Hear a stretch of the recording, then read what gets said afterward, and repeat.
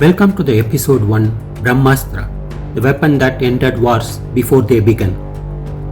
What kind of weapon is so powerful that merely invoking it was considered a sin?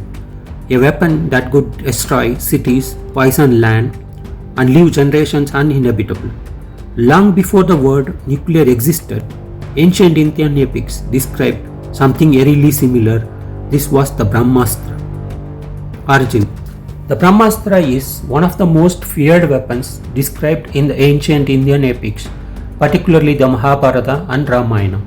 It is traditionally associated with Brahma, the creator aspect of the cosmic order. But importantly, Brahma did not wield this weapon himself. Instead, the Brahmastra was knowledge transferred, taught only to a few warriors who had extreme discipline, moral restraint, and the ability to control intent. Not everyone who knew warfare was allowed to know this weapon. In the Mahabharata, warriors like Arjuna, Ashwatthama, and Karna are described as possessing knowledge of the Brahmastra, but even they feared its use. Why? Because once released, it could not be casually stopped. How the Brahmastra worked? To understand the Brahmastra, we must stop imagining it as a magic arrow.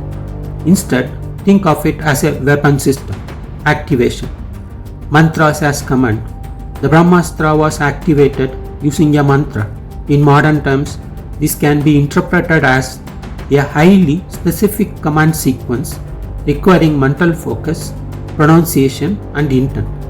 The mantra was not just a word, it was a control protocol. Without the correct mental state, the weapon would not respond. This immediately tells us something important.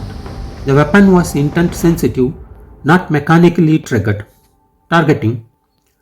Unlike conventional weapons, the Brahmastra did not rely purely on physical aim. Descriptions suggest that the target was defined by thought and intent. The weapon adjusted itself after release. This is why text warns that an unfocused or emotionally unstable user could cause mass destruction. In modern language, this resembles autonomous targeting or a guided energy system responding to cognitive input.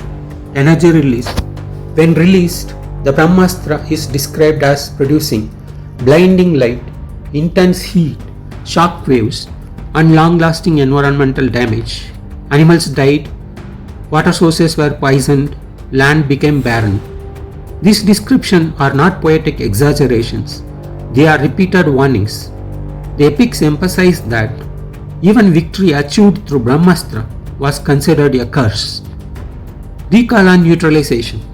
Here is the most critical and often ignored detail. The Brahmastra could be recalled, but only if the user knew the correct counter mantra, acted before full deployment, maintained absolute mental clarity. Once fully unleashed, reversal was nearly impossible. This means the weapon had a point of no return. The Ashwatthama incident.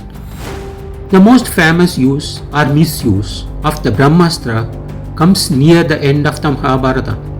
Ashwatthama, overcome by rage and grief, invokes the Brahmastra not against a warrior but against unborn children of a Pandava lineage.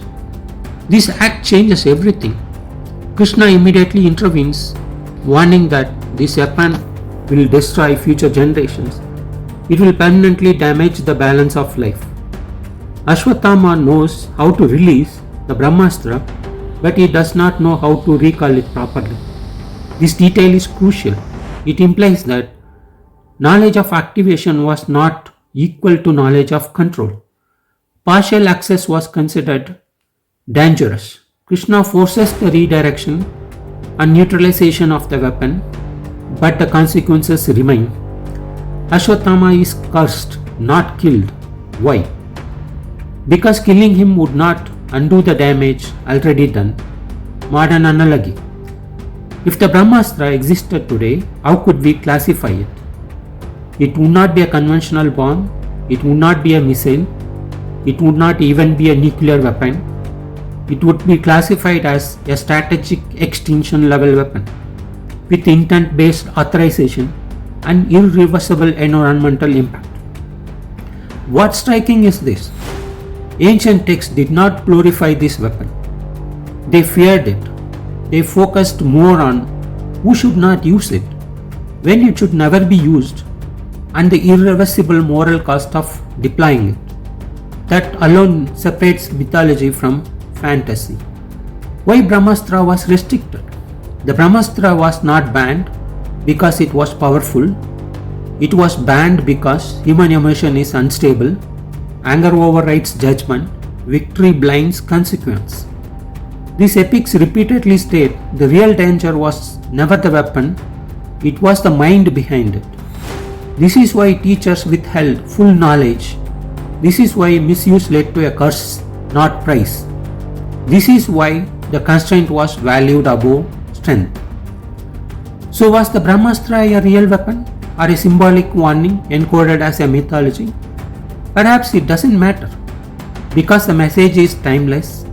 Some power should not exist with wisdom, and some knowledge should never be easy.